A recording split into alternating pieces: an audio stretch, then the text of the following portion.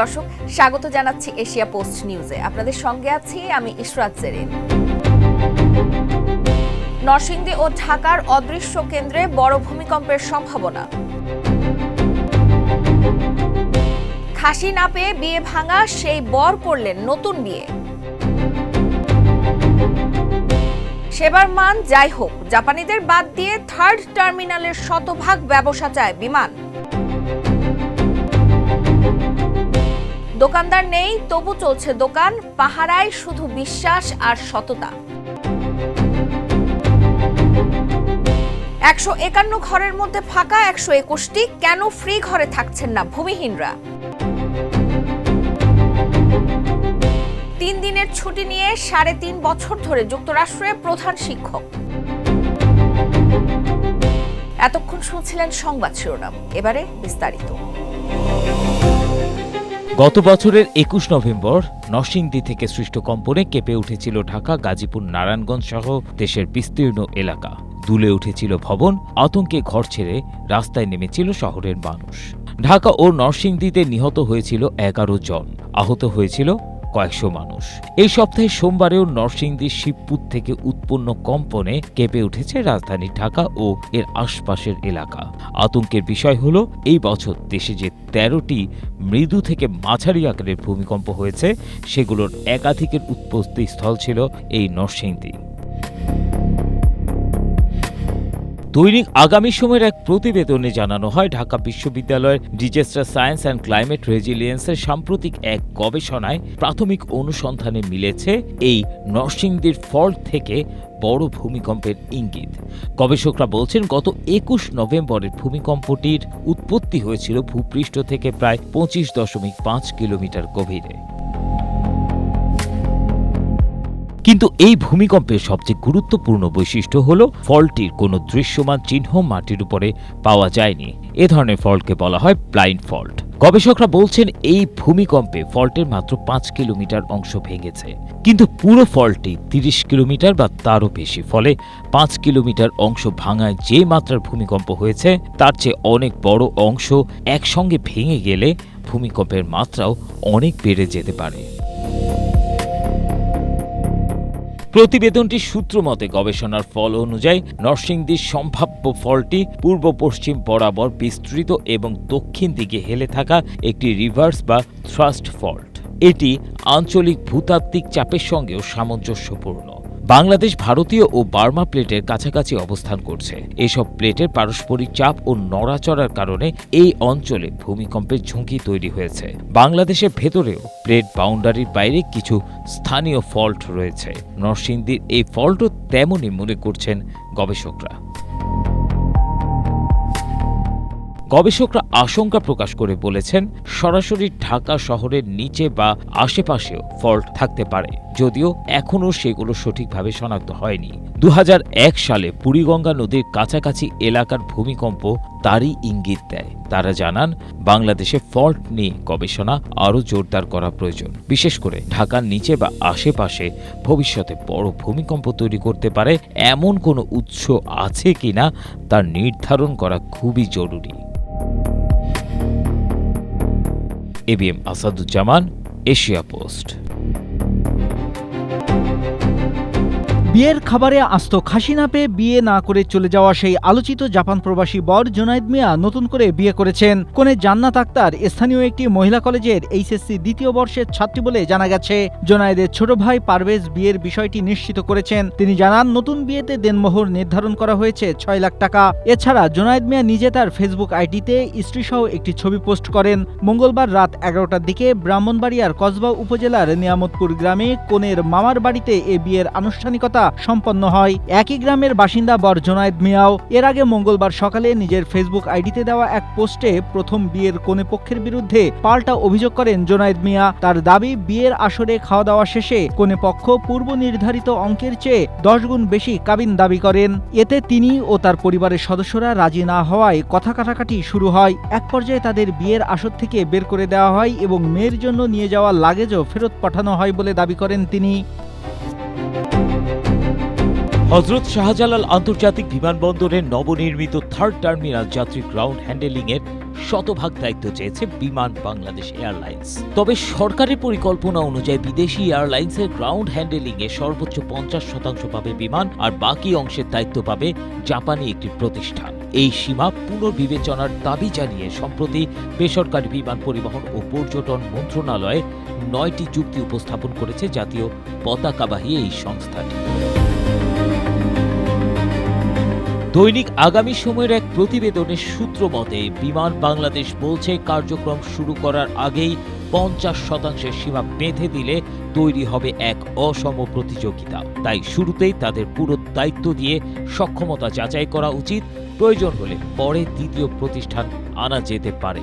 এছাড়াও টার্মিনালের জন্য ইকুইপমেন্ট কেনা ও জনবল প্রশিক্ষণে বড় বিনিয়োগ করেছে বিমান। বিমানে দেয়া চিঠির তথ্য অনুযায়ী এতে রাষ্ট্রীয় সম্পদের কার্যকর ব্যবহার ব্যাহত হওয়ার পাশাপাশি আর্থিক ক্ষতির ঝুঁকিও সৃষ্টি হবে।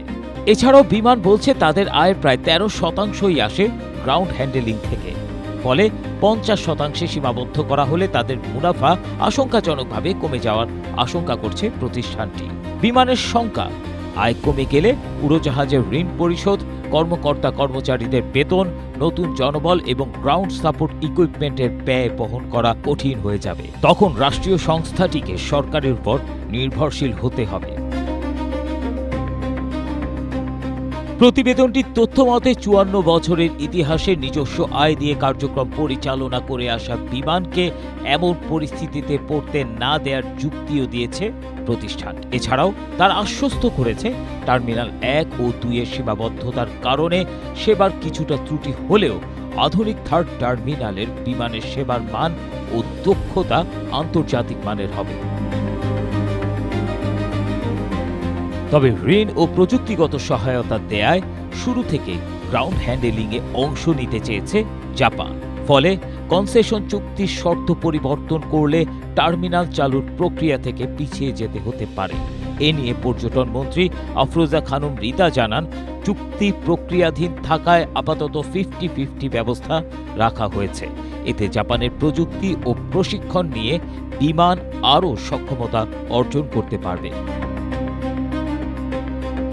এভিয়েশন বিশেষজ্ঞদের মতে প্রশাসনিক সীমা না বসিয়ে বাস্তব দক্ষতার ভিত্তিতে বিমানের মূল্যায়ন করা উচিত। আর সক্ষমতা থাকলে জাতীয় পতাকাবাহী সংস্থাকে পিছিয়ে রাখা ঠিক হবে না। ABM Asaduzzaman, Asia post. দোকান খোলা, সাজানো রয়েছে চা, বিস্কুট, কেক সহ নানা পণ্য।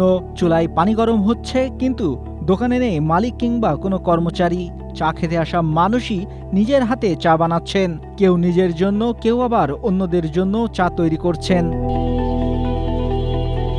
দোকান আছে, পণ্য আছে, চা বানানোর চুলাও আছে, শুধু নেই দোকানদার। ক্রেতারাই এখানে দোকানদার, আর বিশ্বাসী যেন পাহারাদার। ক্রেতারা নিজেরা চা বানিয়ে পান করে নির্দিষ্ট স্থানে টাকা রেখে চলে যান। ধরুন আশপাশে আমাদের এখানে 14-15 গ্রামের লোক আসে, তো লোক এখানে 12-13 জন 15 জনও চা বানায়। যার যার ইচ্ছা মতো চা বানিয়ে সে বোধহয় এখন চলে গেছে কাঁচামালের বাজারে। মানে আমরা তো আসি, এসে সবসময় দেখি যে লোকজন আছে, অরিজিনাল দোকানদারের পাই না কোনো সময়। চা বানিয়ে খাই, আমার যে বিল হবে দোকানে বিল দিয়ে দিয়ে চলে যাব। আবার আমি উঠে আলাম ওই দোকানে আর একজন বইয়েছে। দুইটা ব্যবসা বাজারে, একটা কাঁচামালের ব্যবসা, একটা হচ্ছে চায়ের দোকান। দুইটা দোকানের কোনো দোকানে এসে থাকে না।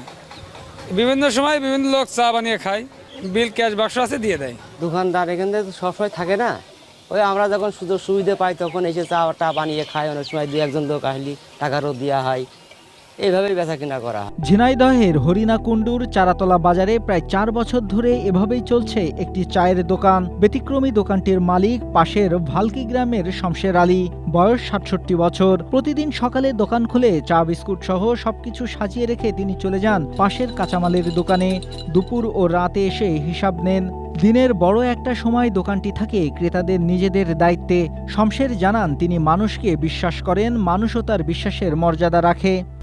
যে আজ 4 বছর আগে আমি একটা চিন্তা ভাবনা করি যে আমার প্রতিদিন যে 200 টাকা এই চার দোকানে, মানুষের দোকানে আমার খরচ হয়, তা আমি এমন একটা কাজ করব যাতে দেশবাসী জানতে পারে যে এইভাবে দোকান চালানো উচিত।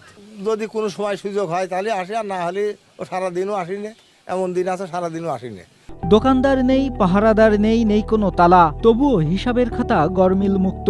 কারণ এই দোকানে সবচেয়ে বড় পুঁজি চা বিস্কুট নয়, মানুষের বিশ্বাস আর সততা। Desk report, Asia post. নদীর পাড়ে সারি সারি পাকা ঘর, প্রতিটি ঘরে রয়েছে দুটি কক্ষ, একটি রান্নাঘর ও একটি শৌচাগার, রয়েছে বিদ্যুৎ আর সুপেয় পানির ব্যবস্থাও। কিন্তু প্রায় সব ঘরই ফাঁকা। এটি বর্তমানে কান্দরপাড়া আশ্রয়ণ প্রকল্পের চিত্র। এখানে 151টির মধ্যে 121টি ঘরই ফাঁকা পড়ে রয়েছে। এখানে মনে করো রাস্তাঘাট চলাচল খুব অসুবিধা। এখানে মনে করো অনেক দূর যাইতে হয়, 2-3 কিলো রাস্তা হাঁটে যাইতে হয় এবং আস্তে আস্তে রাত হয়ে যায়। আমরা মহিলা মানুষেরা ভয়ে আসতে পারি না। রাস্তাঘাট ভালো নাই এবং রাস্তাঘাট কাদো, বৃষ্টি হলে তো আরো গাড়ি ঘোড়া আসে না। ঠাকুরগাঁও সদর 3 নং আকচা ইউনিয়নের টাঙ্গুর নদীর পাড়ে এই কান্দরপাড়া আশ্রয়ণ প্রকল্পের অবস্থান। প্রকল্পের প্রতিটি ঘরে ব্যয় হয় 2 লাখ টাকা। নির্মাণের কয়েক মাসের মধ্যেই 2 শতক জমি সহ ঘরগুলো বাসিন্দাদের কাছে বুঝিয়ে দেয়া হয়, কিন্তু এখন অধিকাংশ ঘরেই তালা ঝুলছে।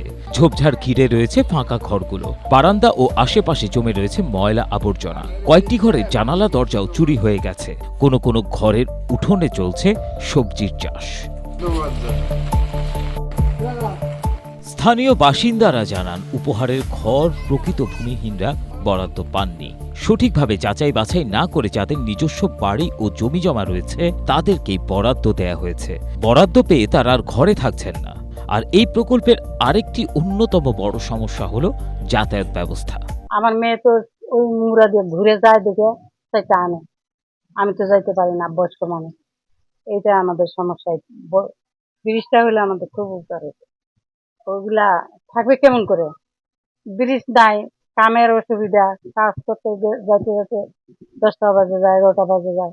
প্রকল্পের আশেপাশে বাজার, শিক্ষা প্রতিষ্ঠান বা পর্যাপ্ত কর্মসংস্থানের সুযোগ না থাকায় দিনমজুর, কুমার ও নিম্ন আয়ের মানুষজন জীবিকার তাগিদে আবার তাদের পুরনো এলাকায় ফিরে যেতে বাধ্য হচ্ছেন। অনেকেই বর্তমানে নদীর পাড়ে কিংবা অন্যের জমিতে অস্থায়ী ঘরের ঘরে মানবেত জীবনযাপন করছেন। এখানে আমরা মনে করেন অনেক দিন থেকে আছি, অর্থাৎ 4 বছর থেকে। 4 বছরের ভিতর থেকে কোনো আবেদন পাইনি আমরা। তবু মনে করেন দিন মজুরি করে খাচ্ছি, বাচ্চা কাচ্চা নিয়ে খুব কষ্টের মধ্যে আছি আমরা। আমাদের পাশে যদি আরেকটা রুম আছে, লোকজন তো নাই, রুমটা যদি দেওয়া যেত, কিংবা ছাগল, মুরগি, হাঁস মুরগি এগুলো মনে করেন পুষতে পারতাম। একটা ঘরের ভিতরে মনে করেন ছেলে মেয়ে নিয়ে থাকতেছি, অর্থাৎ একটা বড় ছেলে আছে, একটা মেয়ে, এগুলা নিয়ে আমরা থাকতেছি খুব কষ্টের মধ্যে পরিবার থেকে। তারপরে রাস্তাঘাট নাই, রাস্তাঘাটে চলাফেরা মনে করেন বৃষ্টি কাদালের দিন খুব সমস্যা হচ্ছে। আর অসুস্থ থাকলে অর্থাৎ কোনো ডাক্তারের কোনো যোগাযোগ করতে পারতেছি না, ভ্যান রিক্সা নাই, অনেক দূরে যাইতে হয়। সদর উপজেলা নির্বাহী অফিসার খয়রুল ইসলাম বলেন, আশ্রয়ণ প্রকল্পের ঘরে কিছু লোক থাকেন না বলে শুনেছি। তাদের ঘরগুলো চিহ্নিত করে ভূমিহীন ও গৃহহীন পরিবারের লোকজনকে তুলে দেয়া হচ্ছে। পরে তাদেরকে ভূমির দলিল সহ ঘর হস্তান্তর করা হবে। বেশ কিছু ঘরে লোকজন থাকে না, এটা আমরা জানি, এবং তারা কেন থাকে না সেটার মূল কারণ হলো যে এদের ম্যাক্সিমাম হলো বিভিন্ন পেশাজীবী মানুষ, তারা শ্রমিক খেটে খাওয়া মানুষ, দিন আনে দিন খায়। তো সাধারণত পেশাগুলো শহর কেন্দ্রিক হয়, শহর থেকে যাতায়াত তাদের জন্য একটু দূর হয়ে যায়। স্থানীয়দের মতে টাঙ্গন নদীর উপর একটি সেতু নির্মাণ করা হলে মূল ভূখণ্ডের সঙ্গে সহজে যোগাযোগ স্থাপন করা সম্ভব হবে। পাশাপাশি একটি পাকা সড়ক নির্মাণ হলে প্রকল্পটি বসবাসের উপযোগী হয়ে উঠতে পারে এবং সরকারি বিনিয়োগের যথাযথ সুফল নিশ্চিত হবে। Desk report, Asia post. বিদ্যালয়ের প্রধান শিক্ষক জিল্লুর রহমান বিদ্যালয় থেকে ছুটি নেন মাত্র 3 দিনের। সেই 3 দিন শেষ হয়নি 3.5 বছরেও। দীর্ঘ সময় ধরে অবস্থান করছেন যুক্তরাষ্ট্রে, এমনকি বিদেশ যেতে সংশ্লিষ্ট কর্তৃপক্ষের কাছ থেকে নেননি অনুমতিও।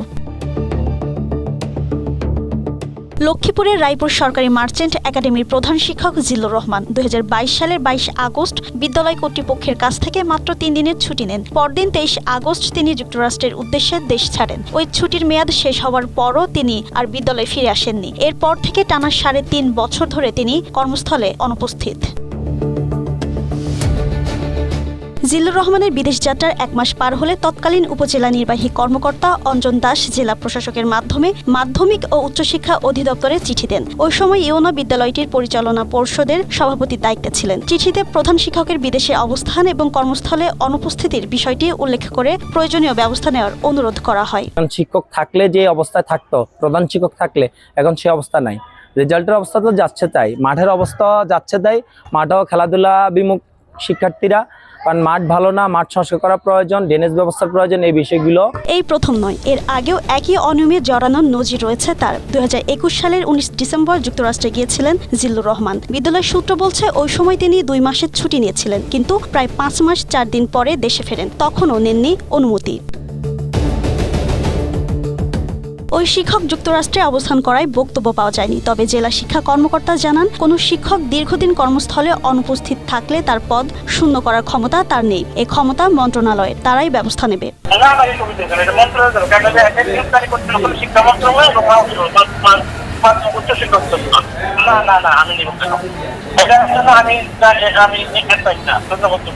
বলছিলেন কি?